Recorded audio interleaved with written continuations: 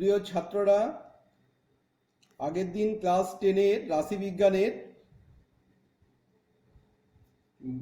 গড়, মধ্যমা এবং সংখ্যাগুরু মান এই তিনটে পদ্ধতি নিয়ে আলোচনা করছিলাম। তার মধ্যে গড় বা মিন, এটা আগের দিন আলোচনা করেছিলাম।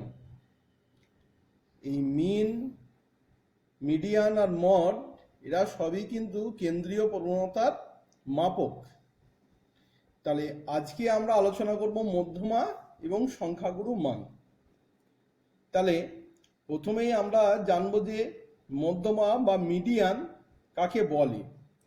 না, সমজাতীয় কতকগুলি অবিন্যস্ত রাশি তথ্যকে মানের ঊর্ধ্বক্রম বা অধক্রম অনুযায়ী সাজালে তাদের মধ্যমান বা দুটি মধ্যমানের গড়ই হলো রাশি তথ্যের মধ্যমা, যা রাশিগুলির কেন্দ্রীয় প্রবণতা পরিমাপক একটি সংখ্যা।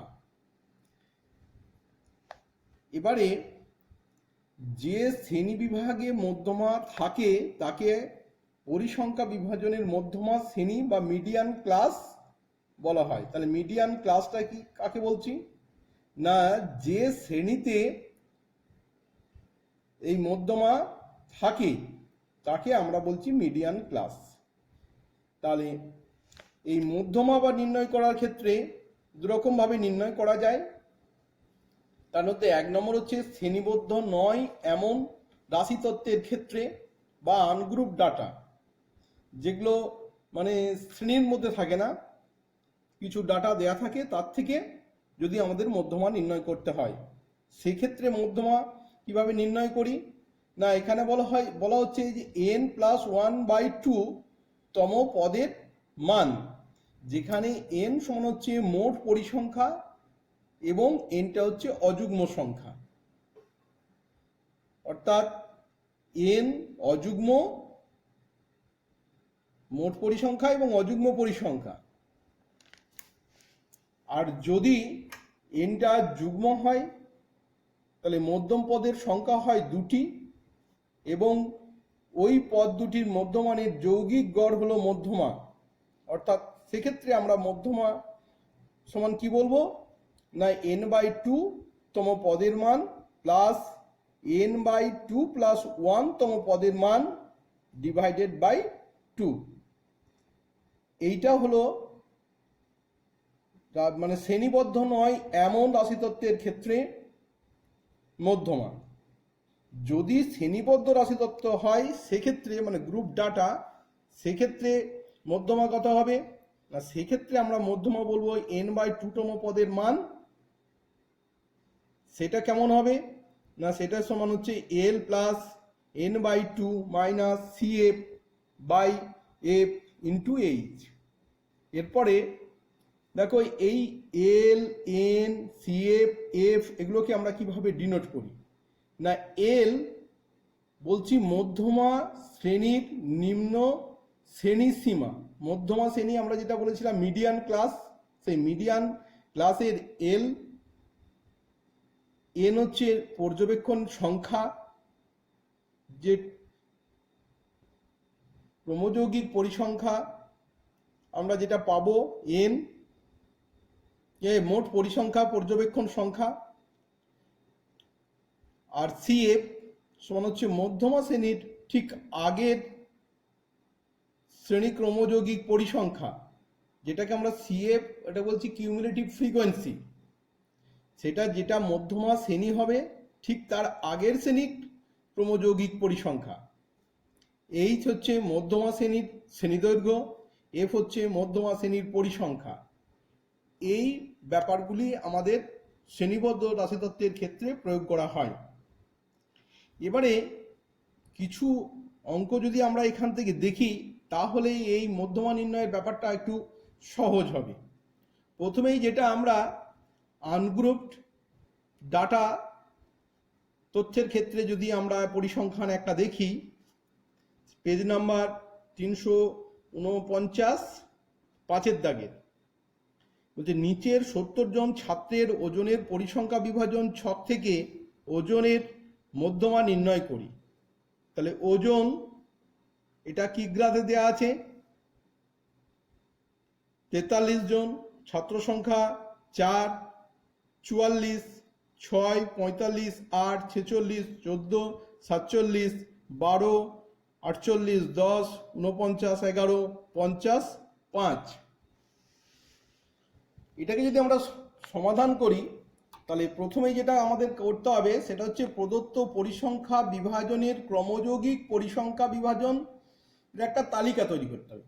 সেটাকে বলা হচ্ছে এখানে ক্ষুদ্রতর সূচক, মানে ছোট থেকে আস্তে আস্তে বড়োর দিকে যাব। আর যদি বড় থেকে আমরা ছোটোর দিকে আসি সেটাকে তাহলে আমরা বলবো বৃহত্তর ক্রমযৌগিক পরিসংখ্যা বিভাজন। এখানে তাহলে ছকটা আমরা কিভাবে বানাবো না, ওজন যেটা কিগ্রা সেটাকে আমরা বলছি xi, ছাত্র সংখ্যা সেটাই পরিসংখ্যা সেটাকে বলছি fi, আর এটা হচ্ছে ক্রমযৌগিক পরিসংখ্যা যেটাকে cf কিউমুলেটিভ ফ্রিকোয়েন্সি, এটা ক্ষুদ্রতর। সেক্ষেত্রে আমরা কিভাবে করব না, এখানে 43 কিগ্রা করে ওজন 4 জনের, তাহলে এখানে ক্রমযৌগিক পরিসংখ্যা হচ্ছে 4। 44 কিগ্রা করে 6 জনের, তাহলে ক্রমযৌগিক পরিসংখ্যা হবে আগের 4 পরের 6 যোগ করে হবে 10। 45 কিগ্রা ওজন 8 জনের, তাহলে এখানে 10 আগের এখনকার 8 যোগ করলে 18।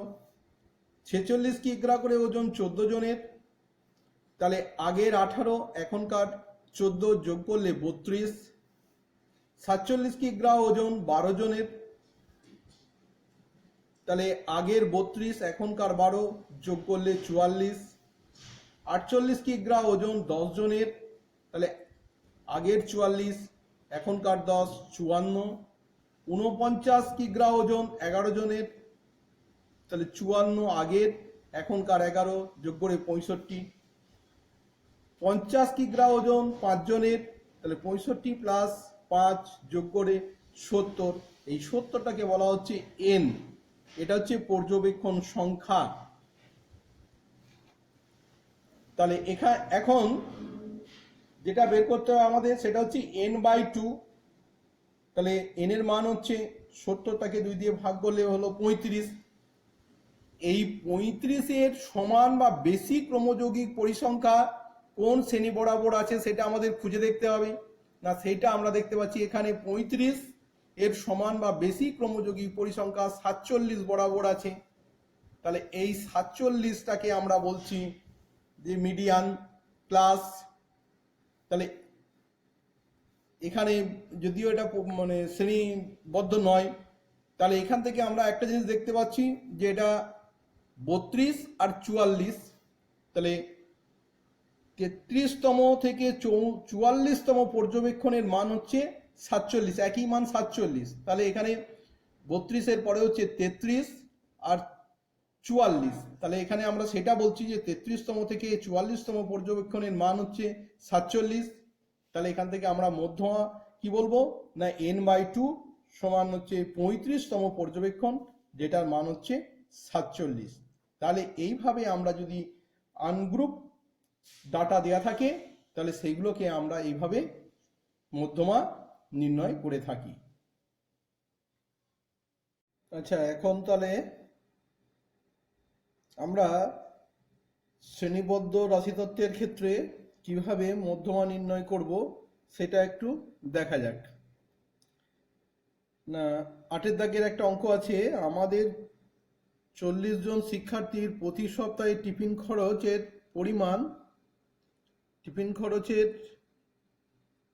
খরচ আর শিক্ষার্থীর সংখ্যা 35 থেকে 40, 30, 40 থেকে 45, 5, 45 থেকে 50, 6, 50 থেকে 55, 9, 55 থেকে 60, 7, 60 থেকে 65, 8, 65 থেকে 70, 2। এই রাশি তথ্যের মধ্যমান নির্ণয় করতে হবে। এটা কিন্তু শ্রেণীবদ্ধ রাশিতত্ত্বের ক্ষেত্র। তাহলে আমরা সমাধান কি করে করব না, প্রথমে যে কাজটা আমাদের করতে হবে যে এই রাশি তথ্যের শ্রেণী, এই শ্রেণীটা কন্টিনিউ না ডিসকন্টিনিউ সেটা আগে দেখতে হবে। যেহেতু 35 থেকে 40, 40 থেকে 45, তাহলে এই শ্রেণীটা কন্টিনিউ আছে। তাহলে কন্টিনিউ আছে, যদি কন্টিনিউ না থাকে তাহলে সেটাকে কন্টিনিউ করতে হবে। করে যেমন করে আমরা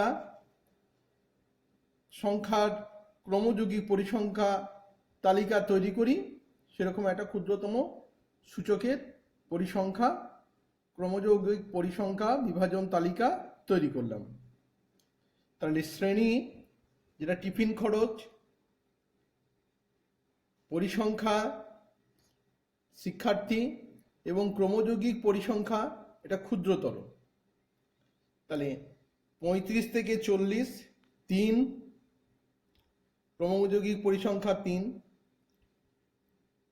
40 থেকে 45 5, তাহলে আগের 3 প্লাস 5 সমান 8,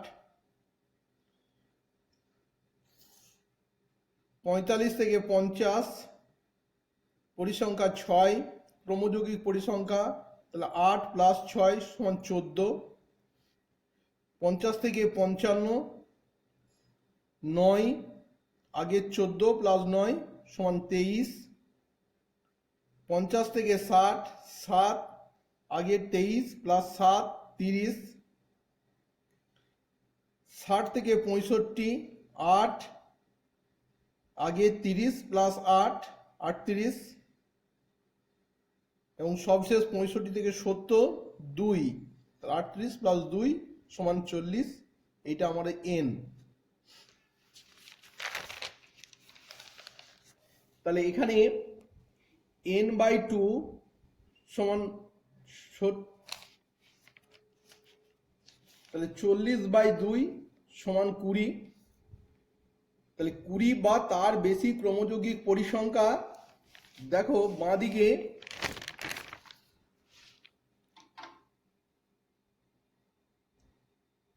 14 পরে আছে 23, ক্রমযৌগিক পরিসংখ্যা 14 পরে আছে 23। তাহলে এই 50 থেকে 55 এই শ্রেণীটা হচ্ছে মধ্যমা শ্রেণী। তাহলে আমরা এখানে 20 যেটা বলছে সেটা 14 আর 23-এর মধ্যে আছে। তাহলে 14 যে শ্রেণী তারপরের যে শ্রেণী সেই শ্রেণীতে আছে 20, তাহলে 20টা আছে 50 থেকে 55-র মধ্যে। তাহলে এই শ্রেণীটাকে আমরা বলছি মধ্যমা শ্রেণী বা মিডিয়ান ক্লাস। তাহলে এখানে মধ্যমা কত হবে না, যে ফর্মুলা ছিল L plus n/2 minus CF/F into H, যেখানে L সমান 50, lower limit of median class, plus n/2 20, CF 14, ক্রমযৌগিক পরিসংখ্যা হচ্ছে মধ্যমা শ্রেণীর আগের ক্রমযৌগিক পরিসংখ্যা, সেটা হচ্ছে 14, আর F হচ্ছে 9, যেটা হচ্ছে মধ্যমা ক্লাসের ফ্রিকোয়েন্সি, ইন্টু এইচের জায়গায় 5, এটা হচ্ছে মধ্যমা শ্রেণীর তফাৎ। তাহলে আমরা এগুলো মানগুলো বসালাম। তাহলে 50 প্লাস এটা 20 থেকে 14 বিয়োগ করে পেলাম 6/9 গণিত 5, এখান থেকে এটা কাটাকাটি করলাম 3 দিয়ে, 3 দুগুণে 6, 3 3-কে 9। তাহলে এটা পেলাম 50 প্লাস 10/3 সমান 50, প্লাস এটা ভাগ করলে 3.33 3 ডট ডট, মানে ভাগ করলে মিলবে না, তাহলে এটা যোগ করে আমি পেলাম 53.333 ডট ডট। এটাকে আমরা বলছি, যেহেতু দশমিকের পরে 3 আছে মানে 5-এর চেয়ে কম, তাহলে এটাকে আমরা বলবো 53.33 প্রায়। এর পরের অঙ্কটা দেখো, এটাও মধ্যমা শ্রেণী নির্ণয়, কিন্তু এই শ্রেণীটা একটু লক্ষ্য করো যে নিচের তথ্যের মধ্যমা নির্ণয় করো। শ্রেণী হচ্ছে শ্রেণীসীমা 1 থেকে 5, পরিসংখ্যা 2, 6 থেকে 10, পরিসংখ্যা 3, 11 থেকে 15, 6, 16 থেকে 20, 7, 21 থেকে 25, 5, 26 থেকে 30, 4, 31 থেকে 35, 3। এখানে একটি লক্ষণীয় বিষয় যে এখানে 1 থেকে 5, 6 থেকে 10, তার মানে এই শ্রেণীটা কিন্তু কন্টিনিউ নয়। তাহলে এই কন্টিনিউ না হলে আমরা কি করব এটাকে না, এইখানে যে ডিফারেন্স, দুটো শ্রেণীর যে ডিফারেন্স 6 মাইনাস 5, তাহলে হচ্ছে 1, তাকে 2 দিয়ে ভাগ করলে হচ্ছে 0.5। তাহলে 0.5 আপার ক্লাসে যোগ করব আর লোয়ার লিমিট থেকে 0.5 বিয়োগ করব। তাহলে ছকটা কীরকম হবে না, প্রদত্ত তথ্যের ক্রমযৌগিক পরিসংখ্যা বিভাজন, এটাও হচ্ছে ক্ষুদ্রতর সূচক। তাহলে প্রথমে শ্রেণী সীমা 1 থেকে 5, এইটা আবার শ্রেণীর সীমানা করলাম। তাহলে লোয়ার লিমিট থেকে 0.5 বাদ দিলে তাহলে 1 মাইনাস 0.5 সমান দাঁড়ালো 0.5, আর আপার লিমিটের সঙ্গে 0.5 যোগ করলাম, তাহলে এটা 5.5। পরিসংখ্যা 2, ক্রমযৌগিক পরিসংখ্যা 2। 6 থেকে 10 শ্রেণীসীমা হচ্ছে 5.5 মাইনাস 10.5, পরিসংখ্যা 3, ক্রমযৌগিক পরিসংখ্যা হচ্ছে 2 প্লাস 3 সমান 5। 11 থেকে 15 শ্রেণীসীমা হচ্ছে 10.5 মাইনাস 15.5 থেকে, এটা মাইনাস নয়, এটা থেকে 15.5, পরিসংখ্যা 6। তাহলে আগের 5 প্লাস 6 ইকাল টু 11। 16 থেকে 20 শ্রেণীর সীমা, তাহলে শ্রেণীর সীমানা হচ্ছে 15.5 থেকে 20.5, পরিসংখ্যা 7, ক্রমযৌগিক পরিসংখ্যা 11 প্লাস 7 সমান 18। 21 থেকে 25 শ্রেণীসীমা হচ্ছে 20.5 থেকে 25.5, পরিসংখ্যা 5। তাহলে এটার ক্রমযৌগিক হলো 18 প্লাস 5 সমান হচ্ছে 23।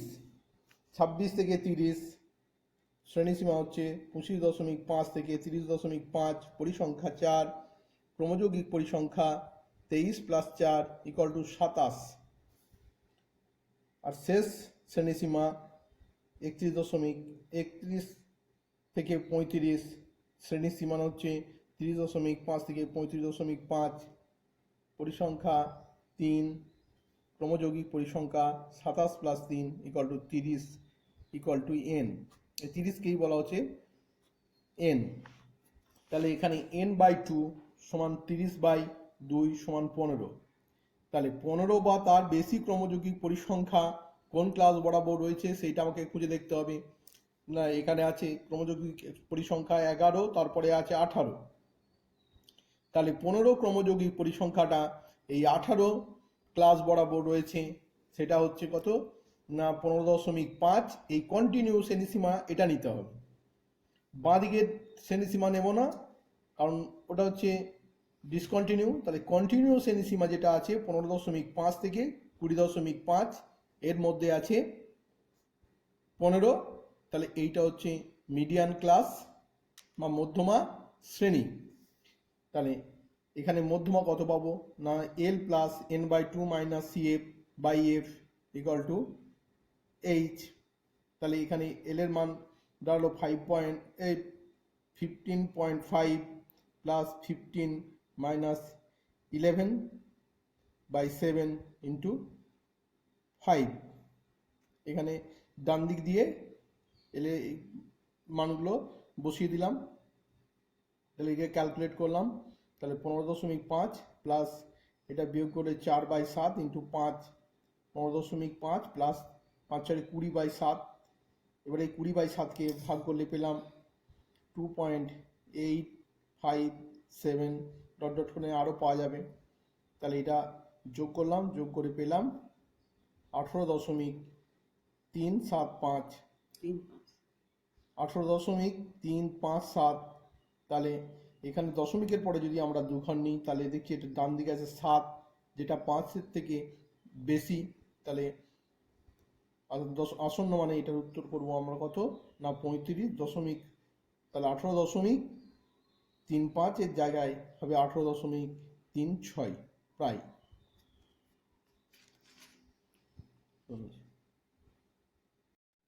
কেন্দ্রীয় প্রবণতা মাপার তৃতীয় যে পদ্ধতি সেটা হচ্ছে সংখ্যাগুরু মান বা মড।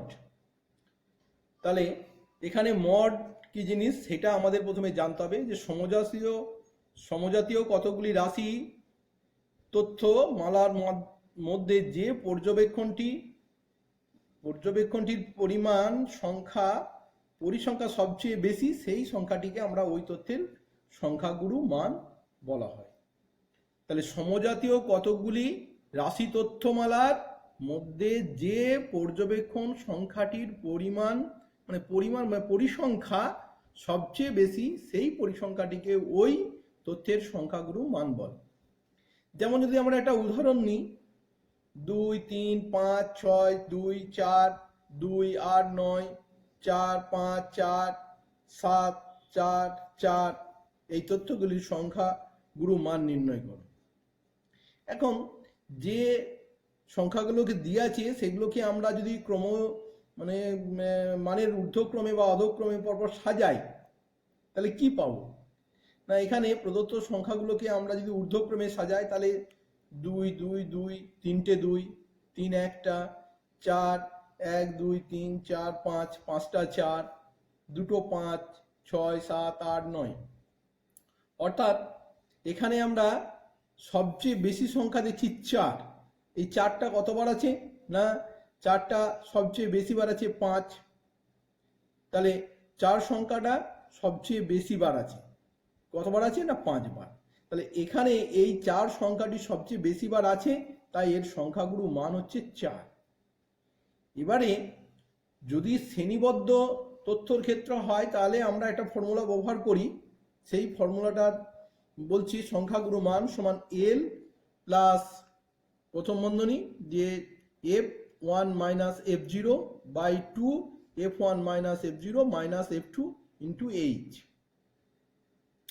এবারে এই L, F1, F0, F2 এগুলোকে এবং H এগুলোকে কিভাবে ডিনোট করা হয় না, L সংখ্যাগুলির মান শ্রেণী বলছে এই যে আগের মতো আমরা যেমন মিডিয়ান ক্লাস পেয়েছিলাম, এখানেও আমরা পরিসংখ্যান যে সংখ্যাগুরু মান পরিসংখ্যা যেটা বেশি হবে সেটাকে আমরা বলবো সংখ্যাগুরু মান শ্রেণী। সেই শ্রেণীর যে লোয়ার লিমিট অর্থাৎ নিম্ন সীমা সেইটাকে আমরা বলবো সংখ্যাগুরু মান শ্রেণীর নিম্ন সীমা। F1 সংখ্যাগুরু মান শ্রেণীর পরিসংখ্যা, F0 হচ্ছে সংখ্যাগুরু মান শ্রেণীর ঠিক আগের মানে পূর্ববর্তী শ্রেণীর পরিসংখ্যা, F2 হচ্ছে সংখ্যাগুরু মান শ্রেণীর ঠিক পরবর্তী শ্রেণীর পরিসংখ্যা, আর H হচ্ছে সংখ্যাগুরু মান শ্রেণীর শ্রেণীদৈর্ঘ্য। তাহলে এইখানে আমরা শ্রেণীবদ্ধ তথ্যের ক্ষেত্রে যে সংখ্যাগুরু মান নির্ণয় করব তার জন্য যে ফর্মুলাটা ব্যবহার করব সেই ফর্মুলাটা হচ্ছে L plus F1 minus F0 by 2 F1 minus F0 minus F2 into H। এই ফর্মুলাটা আমাদের একটু মনে রাখতে হবে। যেমন নিচের একটা যদি আমরা সমস্যা নিই তাহলে এটা আরো আমাদের বুঝতে একটু সুবিধা হবে। পেজ নাম্বার 364 7এর দাগের বলছে নিচের পরিসংখ্যা বিভাজনের সংখ্যাগুরু মান নির্ণয় করি। একটা শ্রেণী দিয়ে আছে আর পরিসংখ্যা দেওয়া আছে।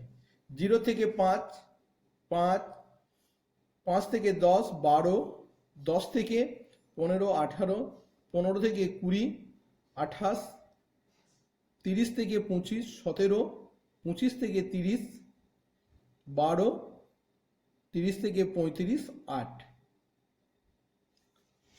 তাহলে প্রথমেই আমাদেরকে যে কাজটা করতে হবে সেইটা হচ্ছে যে শ্রেণীটা দেখার পরেই আমাকে বুঝতে হবে যে এটা কন্টিনিউ আছে না ডিসকন্টিনিউ আছে।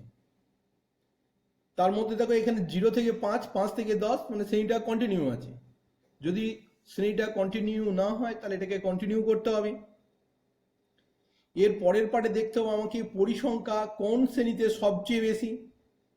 না এখানে দেখো আমার যে শ্রেণী দেওয়া আছে তার মধ্যে সবচেয়ে বেশি পরিসংখ্যা আছে 28। এই 28 এর শ্রেণী হচ্ছে 15 থেকে 20।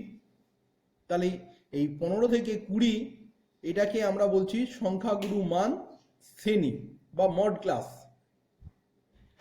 তাহলে প্রদত্ত পরিসংখ্যা বিভাজন ছকে সর্বাধিক পরিসংখ্যা হচ্ছে 28। তাহলে সংখ্যাগুরু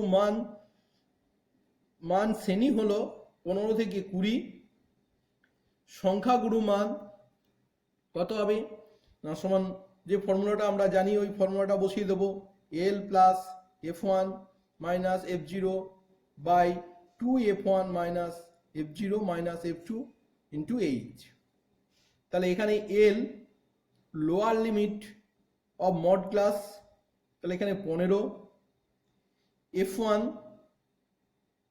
ফ্রিকোয়েন্সি অফ মড ক্লাস এটা হচ্ছে 28, f0 frequency of previous mod class মানে মড ক্লাসের ঠিক পূর্ববর্তী ক্লাসের পরিসংখ্যা 18।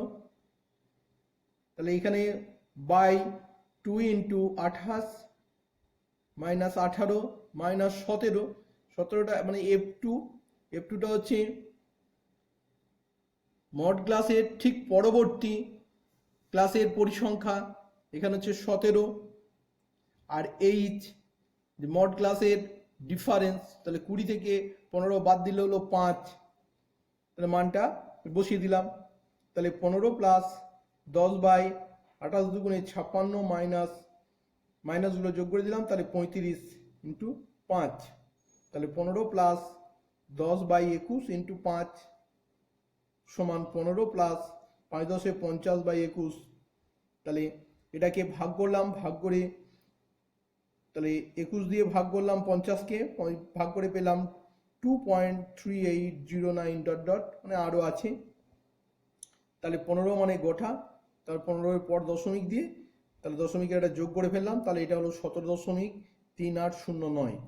এবারে আমরা যদি এটা দশমিকের পরে দুঘর নিই তাহলে দুঘরের পরবর্তী ঘরটা হচ্ছে 0।